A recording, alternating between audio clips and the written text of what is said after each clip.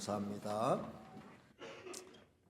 긴 설 연휴 보내고 나니 어느덧 1월이 지나가고 2월 초를 맞이했습니다. 해마다 느끼는 것이지만 진정한 새해 시작은 설 연휴가 끝나야 가능하다고 생각합니다. 우리 대부분은 새해 시작과 함께 새 기분으로 새 출발하지만 정작 긴 설 연휴를 지나는 동안 그 기운은 급격히 꺾이고야 맙니다. 올해도 크게 다르지 않았습니다. 특별히 올해는 설 연휴가 1월 말부터 길게 이어졌기 때문에 더욱 그랬습니다. 그러니까 진정한 의미에서의 새로운 출발은 이제부터다라고 말할 수 있습니다. 그리고 아무래도 1월은 너무 추웠고 눈도 많이 내렸기 때문에 새로운 무엇을 시작하기에 상당히 어려웠습니다. 이제 2월의 시작과 함께 추위도 많이 약해질 것입니다. 이게 제가 이 칼럼을 쓴 게 2주 전이에요. 그래서 이번 주 주보는 사실 2주 전에 만든 겁니다. 지난 주간에 인쇄소가 다 문 닫는다 해가지고 그래서 이번 주 주보까지 미리 만들어 달라 해가지고 하다 보니까 헌금 명부도 지난주께 그대로 다시 복사되어 옮겨놓은 그런 상태입니다. 그래서 지난주에 헌금한 명부는 지금 여기에 실려 있는 건 아니라는 걸 좀 양지해 주시면 좋겠습니다. 그때는 조금 날씨가 이제 푸근해지는가 했더니 웬걸 설 지나고 또 이번 주도 이제 주중에 굉장히 추운 날씨가 올 것이라고 합니다. 근데 분명한 것은 낮의 길이는 점점 길어지고 있다는 거죠. 이제 조금씩 봄의 기운도 맛보게 될 것입니다. 따라서 우리 몸도 일으키라고 신호를 보내고 있습니다. 이제 따뜻한 이부자리를 박차고 바깥으로 나와서 활동을 재개할 때가 된 겁니다.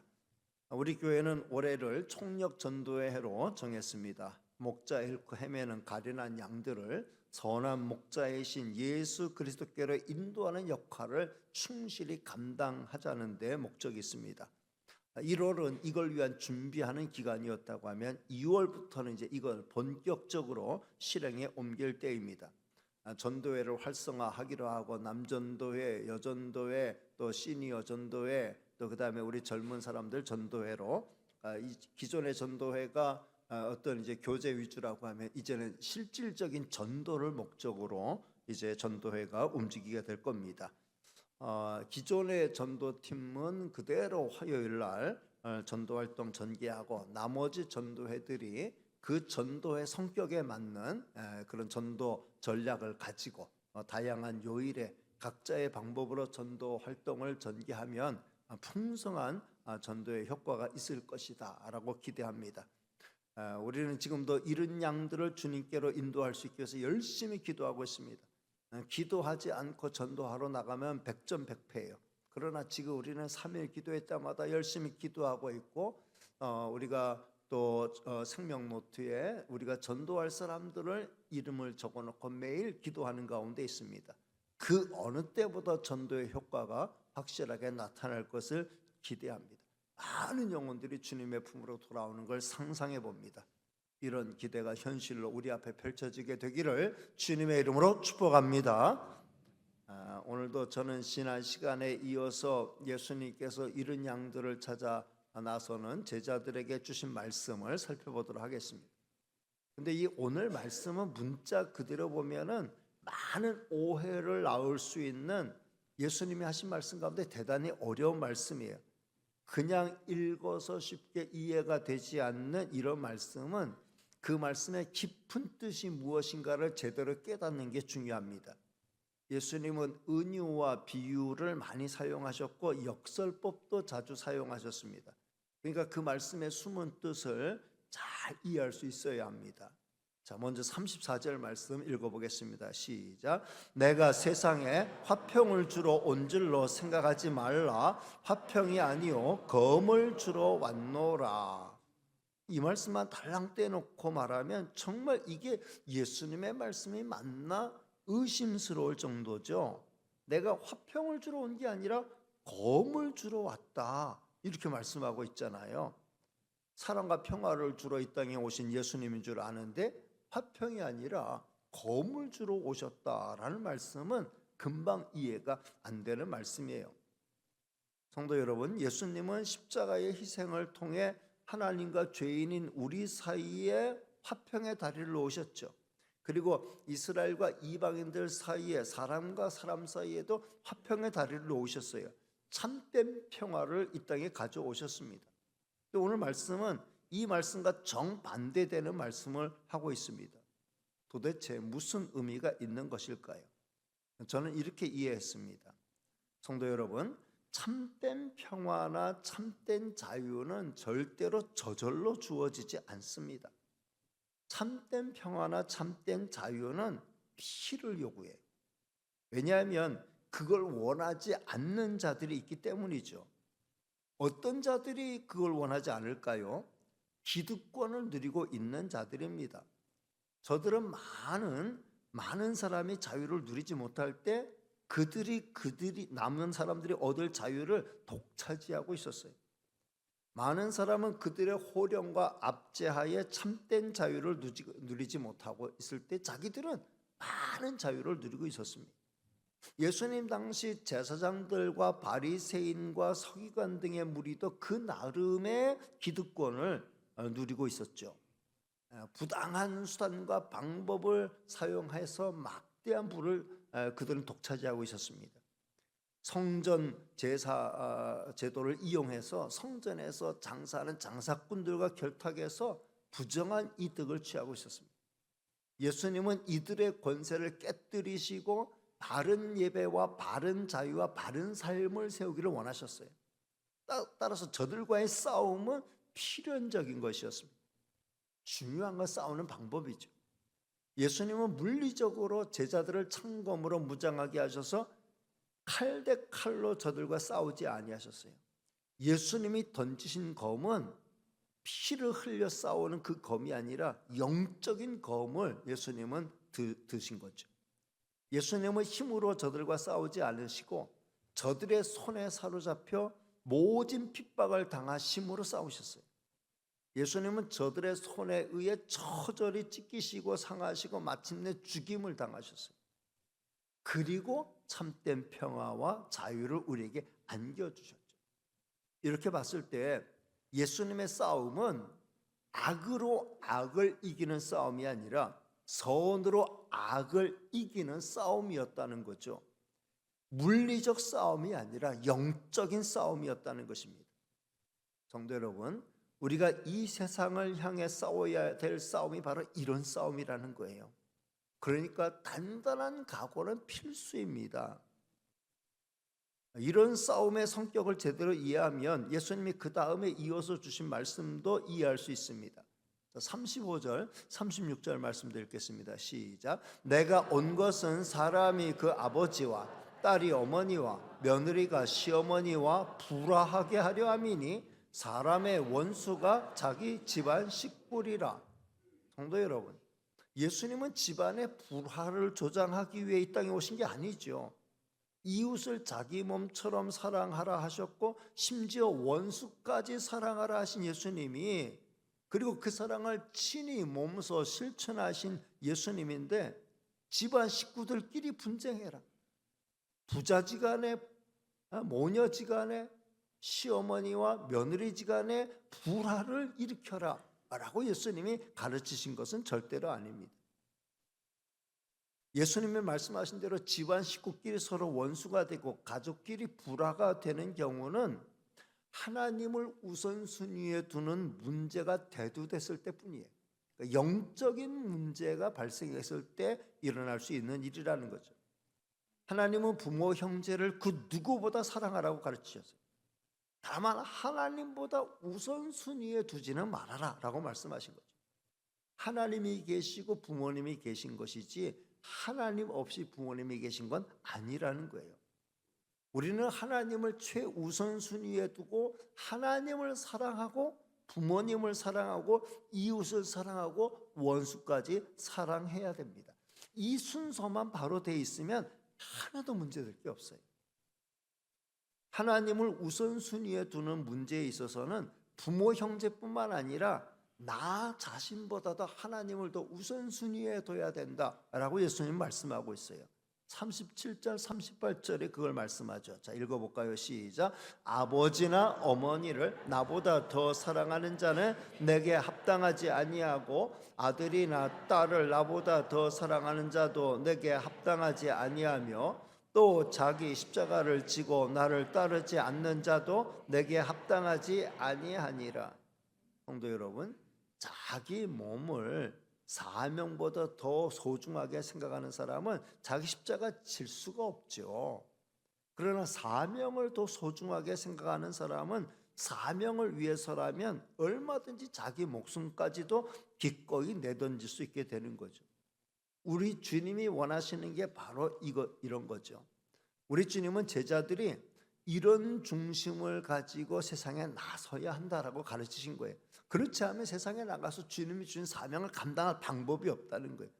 오늘 우리도 마찬가지. 우리가 이런 중심으로 주의를 감당할 수 있어야 됩니다. 그러나 이런 사명보다 나 자신의 이익을 먼저 생각한다면 주의 일을 하지 말아야 되죠. 성도 여러분, 우리 주님은 우리의 사랑을 독차지하려고 지금 욕심 부리는 게 아니에요.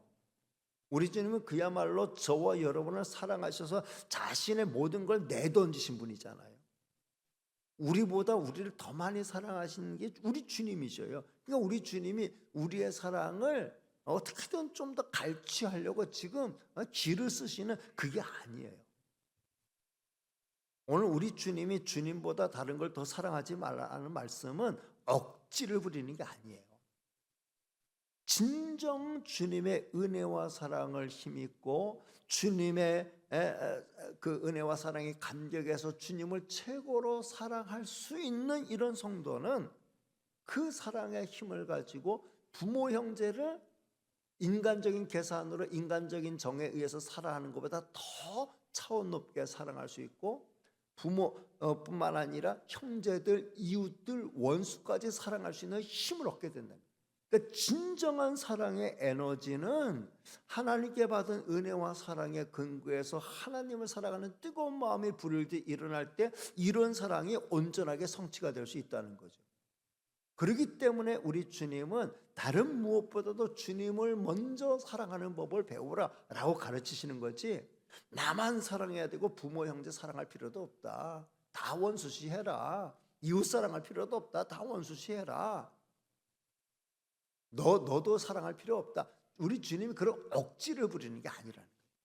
주님을 최고로 사랑하는 사람이 진정 나를 사랑할 줄 알게 되고, 주님을 진정 사랑할 줄 아는 사람이 부모 형제를 사랑할 줄 알게 되고, 주님을 진정 사랑할 사람이 이웃을 사랑할 수 있게 되고, 주님을 진정 사랑하는 사람이 원수까지도 사랑할 수 있게 된다라는 거죠. 정말 주님을 최고로 사랑하면 주님을 얻을 수 있게 되고, 주님 얻으면 주님 안에 있는 모든 걸 다 우리는 얻게 되는 거예요. 그러니까 주님을 얻는 게 가장 중요하다라는 걸 말씀하고 있는 거죠.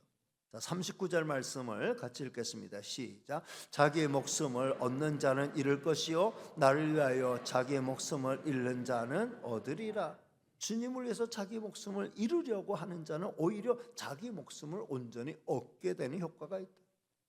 우리 주님은 우리에게 조금 남아있는 작은 것들을 탐내는 분이 아니라는 거죠. 우리 주님 우리에게 더 많은 영원한 걸 주시기 위해서 주님을 최우선으로 붙잡는 지혜를 가지라고 말씀하시는 겁니다. 성도 여러분, 다른 모든 것보다 주님을 최우선으로 붙드는 저와 여러분이 되시기를 주님의 이름으로 축복합니다. 주님을 위해 자기 십자가를 지고 나서는 자는 주님이 가장 귀히 여기셔요. 심지어 우리 주님은 그런 저들을 십자가 지고 주님의 주신 사명을 감당하기 위해 애쓰는 사람을 귀히 여겨주는 그 사람까지도 주님은 귀하게 여겨주셔요. 40절 말씀입니다. 시작. 너희를 영접하는 자는 나를 영접하는 것이요 나를 영접하는 자는 나를 보내신 이를 영접하는 것이니라. 얼마나 놀라운 말씀. 우리의 존재 가치가 얼마나 높은 것입니까? 제자들을 영접하는 것은 주님을 영접하는 거고, 주님을 영접하는 건 하나님을 영접하는 거죠. 그러니까 제자들은 당당하게 가슴을 펴고 세상을 향해 나갈 수 있어야 한다는 거죠. 우리는 우리 뜻을 이루기 위해 세상을 향해 나가는 게 아니죠. 우리는 주님의 이름을 걸고 주님의 뜻을 전하기 위해 세상을 향해 나가는 것입니다. 이런 우리의 발걸음에 주님이 함께하여 주시는 것이죠. 우리를 대적하는 건 우리를 대적하는 게 아니고 주님을 대적하는 게 된다. 반대로 우리를 영접하는 것은 우리를 영접하는 게 아니라 주님을 영접하는 거 된다. 주님은 그렇게 말씀하셨어요. 41절도 같은 의미의 말씀에 같이 볼까요? 시작. 선지자의 이름으로 선지자를 영접하는 자는 선지자의 상을 받을 것이요, 의인의 이름으로 의인을 영접하는 자는 의인의 상을 받을 것이요. 지금 우리 주님은 선지자가 아니라 선지자의 이름으로 선지자를 대접하는 자, 그 자가 상 받을 것이다. 의인이 아니라 의인의 이름으로 의인을 영접하는 자가 상을 받을 것이다 라고 말씀하셨어요. 그만큼 주님의 이름으로 사는 자들이 위대한 자들이라는 거예요. 주님의 사명을 가슴에 품고 사명 위에 사는 자는 우리 주님께서 가장 귀히 여기시고 그들을 귀히 여겨주는 사람들까지도 귀히 여겨주신다. 그러니 정말 주님의 사명 잘 감당할 뿐만 아니라 주님의 사명 감당하기 위해 애쓰는 자들을 귀히 여겨줘서 정말 이상까지 받아 누리는 복된 성도가 되시기를 바랍니다. 우리 주님은 무거운 마음으로 세상을 향해 나가는 제자들에게 이런 확실한 약속의 말씀을 주셨어요. 마지막 42절 말씀 같이 읽습니다. 시작. 또 누구든지 제자의 이름으로 이 작은 자 중 하나에게 냉수 한 그릇이라도 주는 자는 내가 진실로 너희에게 이르노니 그 사람이 결단코 상을 잃지 아니하리라 하시니라. 아멘. 성도 여러분, 제자들은, 주의 종들은 구걸하러 나가는 자들이 아니에요. 세상에 민폐 끼치기 위해 나가는 자들이 아닙니다. 저들은 오직 목자 잃은 양들을 찾아 주님께 인도하기 위해 나서는 자들이. 그런 면에서 저들의 사역은 가장 고상한 사역, 자기의 꿈을 이루기 위한 사역이 아니에요. 돈벌이 위한 사역은 더더욱 아닙니다. 다른 사람에게 손해를 끼치기 위한 사역도 절대로 아니에요. 저들은 오로지 주님이 주신 사명을 수행하기 위해 잃은 양들을 찾는 안타까운 마음으로 이리때가 우글거리는 세상으로 들어가는 자들이에요. 그런 저들의 뒤에 항상 주님이 든든히 지키고 계시는 거죠. 따라서 저들을 함부로 대하면 안 된다는 거예요. 항상 주님의 이름이 그들과 함께하기 때문입니다. 우리 주님은 오늘도 이 말씀을 그대로 지키고 계셔요. 제자들에게 주신 이 말씀은 지금도 주님의 명령을 받들고 세상으로 나가는 오늘의 제자들에게도 유효한 말씀이에요. 성도 여러분, 우리는 내 무슨 이익을 위해 전도하려고 하는 게 아니죠. 여러분, 전도에 무슨 이권이 있습니까? 거기에 무슨 우리가 욕심 부릴 거가 있습니까? 오히려 무거운 부담감과 짐만 더할 뿐이에요. 그럼에도 우리가 전도하러 나서려고 하는 것은 그것이 주님이 우리에게 주신 사명이기 때문입니다. 그런 중심을 가지고 세상을 향해 나가는 자들이 목자 없는 양들을 참된 목자에게로 인도할 수 있게 되는 거죠. 그렇게 힘겹게 나서는 제자들에게 오늘 전도하려 나서려고 하는 무거운 발걸음을 옮기를 우리에게 우리 주님이 우리의 발걸음이 얼마나 소중한 발걸음인가 하는 것을 가르쳐 주신 거예요. 그 발걸음이 얼마나 우리 주님이 기뻐하시는 발걸음인가를 말씀해 주신 겁니다. 이 세상에 전도보다 우리 주님이 더 좋아하시는 게 없어요. 우리의 삶의 목적은 주님의 뜻 받드는 거에 있잖아요. 근데 우리 주님의 뜻이 뭡니까? 우리를 통해서 많은 잃은 영혼들이 주님께로 돌아오는 거죠. 그러니까 전도가 소중한 것입니다. 이 일을 잘 감당하는 저와 여러분이 다 되시기를 주님의 이름으로 축복합니다. 이제 말씀을 정리하려고 합니다. 저는 오늘 말씀을 통해서 다음 세 가지를 우리 마음에 담아가길 원합니다. 첫째, 우선순위를 바로 정합시다. 따라합니다. 우선순위를 바로 정합시다. 오늘 주님이 주신 말씀을 오해하면 안 된다 그랬죠. 우리 주님의 말씀은 부모 형제를 사랑하지 말라는 말씀이 아니에요. 하나님보다 우선순위에 두지 말고 사랑하지 말라는 거죠. 이건 불가능한 게 아닙니다.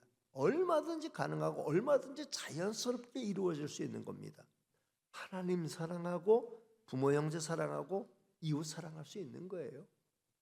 얼마든지 가능합니다. 엄밀히만 해서 하나님을 최고로 사랑하는 성도가 부모 형제를 정말 최고로 사랑할 수 있고 저들의 영혼을 위해서 끝까지 눈물을 흘릴 수 있고 저들이 끝까지 반대해도 포기하지 않고 저들의 영혼을 끝까지 붙들고 씨름할 수 있습니다. 이번 설 연휴에도 여러분이 여러분의 가족들 가운데 예수님 믿지 않는 가족들을 위해서 기도하고 전도하셨는데 효과가 별로 없는 그런 성도들이 많이 있을 거예요. 단번에 넘어오지 않을 겁니다. 여러분, 그렇다고 또 오히려 억울한 소리 듣고 내 속에 오히려 큰 깊은 상처를 주고 가슴에 멍을 쥐게 만든 그런 일들이 있을 수도 있어요. 여러분, 절대로 억울해하지 마시고 분해하지 마시고 오히려 저들을 위해서 더 열심히 기도하라는 주님의 뜻인 줄 알고 더 열심히 기도할 줄 아는 성도가 되시기 바랍니다. 우리 주님이 그러셨잖아요. 우리 주님이 주님을 향해서 욕하고 비난하고 비방하고 모욕하고 저주하고 그리고 십자가에 못 박아 죽이라 하고 마침내 십자가에 못 박아 죽이는 그 무리들을 위해서 주님이 같이 저주하고 저들을 눈을 부라리면서 원수시하지 않으셨어요.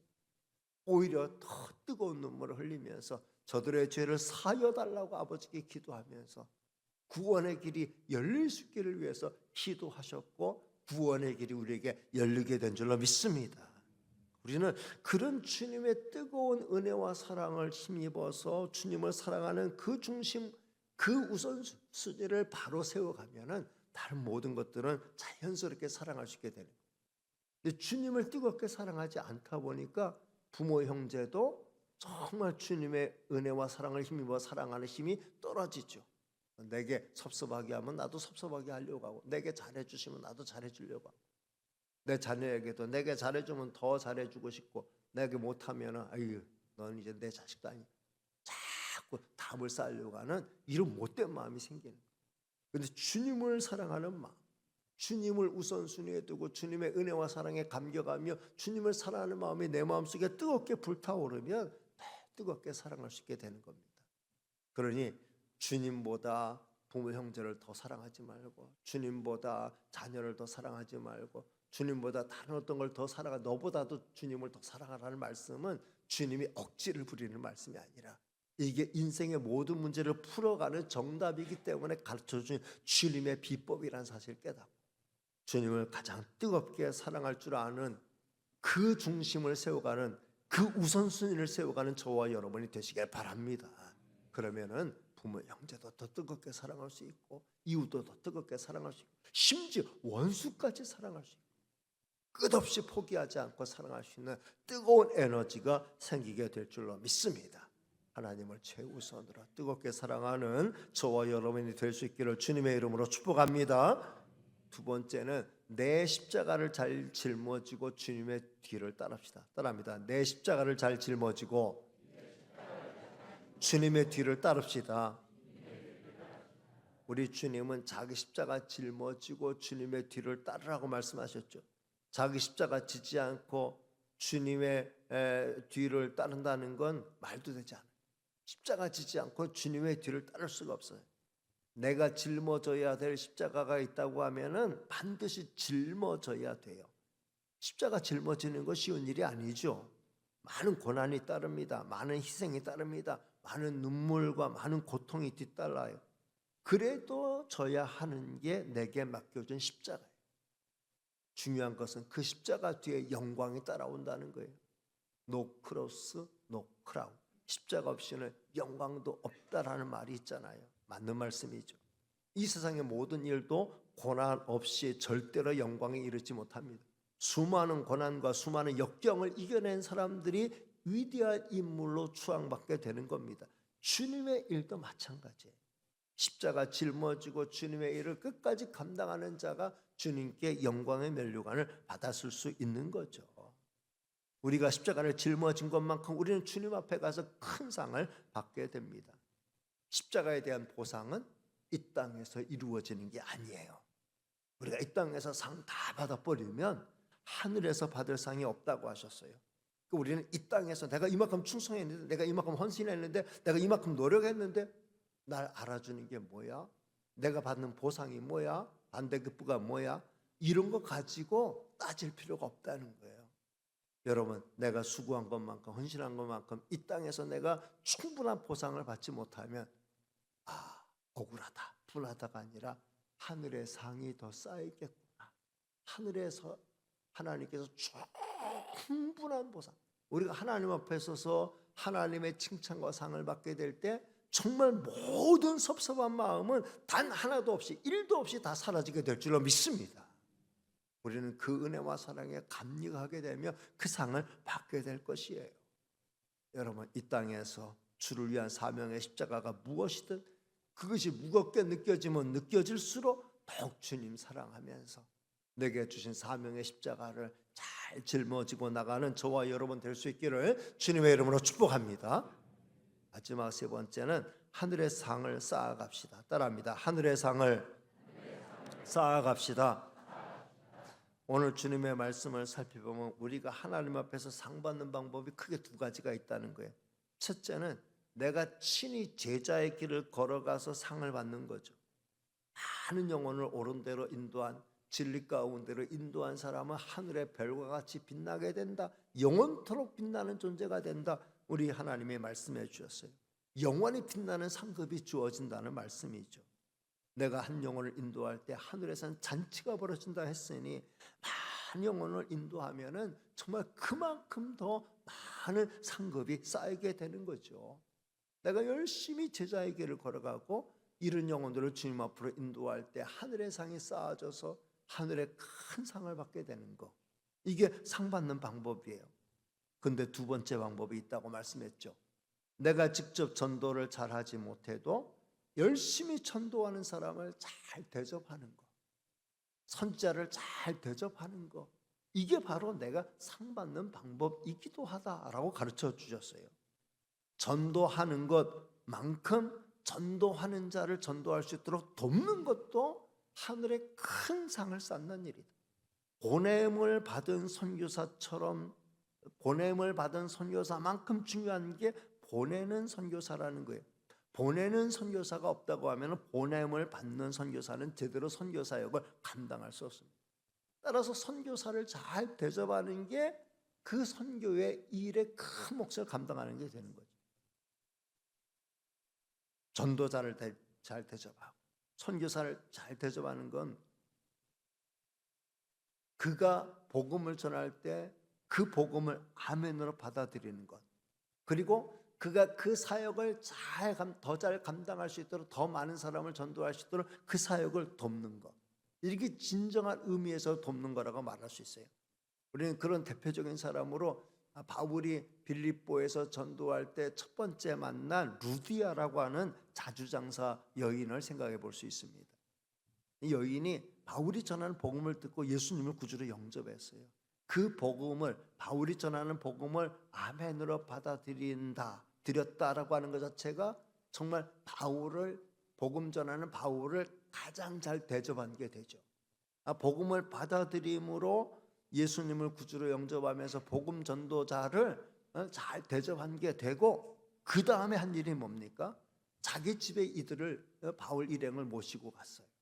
그만큼 어느 정도 재력이 있었고 집안에 여유가 있었겠죠. 그래서 그 집에서 머물면서 이 빌립보서 떠날 때까지 이곳에서 이제 기거하면서, 그러면서 마음껏 이 빌립보 전역을 돌아다니면서 복음을 전하라. 숙식은 우리가 제공하겠다 해가지고 빌립보 선교 사역이 활발하게 이루어지게 된 거예요. 빌립보에 큰 부흥의 역사가 일어났고 빌립보 교회, 멋진 교회가 생겨나지 않았습니까? 그러니까 이 루디아는 바울이 아니에요. 바울이 전하는 복음을 듣고 바울을 대접하고, 바울이 전하는 복음 사역에 자기 있는 재력을, 또 자기 있는 여유를 제공함으로 말미암아 그를 도왔어요. 그럴 때에 하나님께서는 루디아에게도 같은 상급을 주신다라는 것입니다. 성도 여러분, 서론에서도 말씀드렸듯이 이제는 기지개를 켜야 할 때가 되었습니다.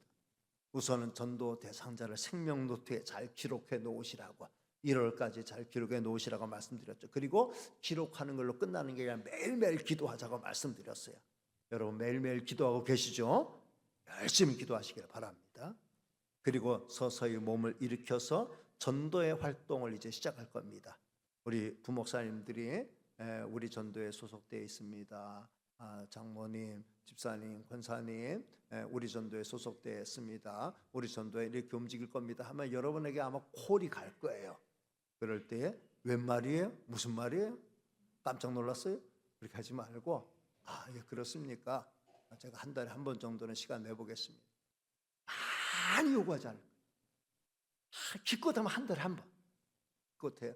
한 달에 한 번 이상 당번 정해지지 않도록 그렇게 계획을 세우라 그랬어요. 한 달에 한 번 정도 여러분을 초청하고 여러분들에게 이렇게 좀 섬겨주시면 좋겠습니다 라는 부탁이 갈 거예요. 아마 죽으라고 하는 건 아닐걸요. 큰 돈 내라고 하는 것도 아닐걸요. 여러분이 도무지 할 수 없는 걸 하라고 하는 것도 아닐걸요. 여러분 충분히 할 수 있는, 조금만 시간 내고 마음 내면은 얼마든지 도울 수 있고 얼마든지 할 수 있는. 근데 여러분 모두가 다 그런 일에 동원이 된다고 하면은 10사람이 전도하는 게 100사람, 200사람, 300사람이 전도한다고 훨씬 더 많은 효과가 나타나지 않겠습니까? 그렇게 이제 활동을 시작하려고 합니다. 여러분들의 부목사님들이 언제 전화 오는가 기다리고 계시다가 전화 오면 얼른 받으시고 그 다음에 열심히 그 사역에 같이 협조해서 움직이면은 좋은 일이 많이 생길 줄로 믿습니다. 그 일 해보자는 거예요. 그 일 해보자는 거예요. 주님이 여러분과 함께 하실 거예요. 여러분들 뒤에 주님이 함께 계시고 여러분들 대접하는 자를 주님은 좋게 해주시고 여러분들을 막 대적하는 자를 주께서 좀 그렇게 함부로 하면 안 된다라고 경고의 말씀을 주실 겁니다. 주께서 함께 하시고 주님이 여러분을 귀히 여기시고 주님이 여러분을 도우실 줄로 믿습니다. 목자 잃은 영혼들 참 목자이신 주님께로 잘 인도하여 정말 저들이 인생의 참 의미를 깨달을 수 있는 그 기회들을 잘 마련해 주는 저와 여러분 다 될 수 있기를 주님의 이름으로 축복합니다. 기도하겠습니다. 은혜로우시고 사랑 많으신 하나님 감사합니다. 오늘도 저희를 사랑해 주시고 하나님 전에 불러주셨으니 감사합니다. 잃은 양들을 찾아서 목자 없는 양들을 주님께로 인도하라는 사명을 우리가 받고 2025년 몸을 일으키려고 합니다. 1월 동안 잘 준비했습니다. 계속해서 우리가 생명 노트에 적어놓은 사람들 위해서 기도하면서 또 다양한 전도의 프로그램에 우리가 같이 또 우리가 협력함으로 말미암아 큰 전도의 역사가 일어날 수 있도록 주여 도와 주시옵소서. 있사옵고 예수님의 이름으로 기도하옵나이다. 아멘.